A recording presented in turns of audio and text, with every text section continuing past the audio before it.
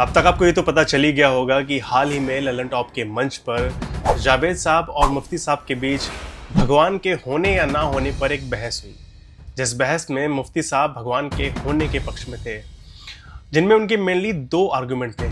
पहला argument of contingency, जिस पर मुफ्ती साहब कहते हैं कि आर्ग्यूमेंट ऑफ कॉन्टिजेंसी बुनियादी आर्ग्यूमेंट है। आप मुझे कॉन्टिजेंसी का मतलब बताइए, आपका मतलब क्या है कॉन्टिजेंसी? आर्गुमेंट ऑफ कंटीजेंसी का बेसिकली मतलब ये है कि ये यूनिवर्स जो इतना प्रिसाइजली बना हुआ है, इसको बनाने के पीछे कोई ना कोई रीज़न ज़रूर होना चाहिए।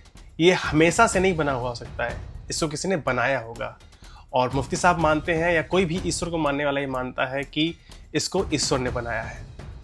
फिर सवाल उठता है जावेद साहब का कि फिर ईश्वर को किसने बनाया है।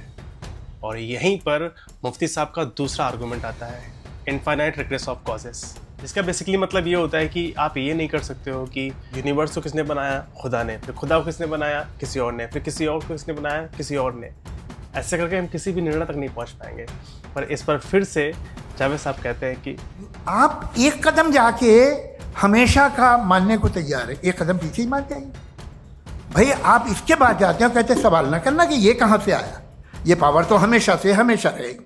तो आप यूनिवर्स के बारे में मानने में क्या तकलीफ है? एक कदम पहले रुक जाइए। जावेद साहब का कहना यह है कि जब आपको ये नहीं पता कि गॉड को किसने बनाया, तो आप एक कदम पहले रुक जाइए और ये भी मान लीजिए कि आपको ये भी नहीं पता कि यूनिवर्स को किसने बनाया।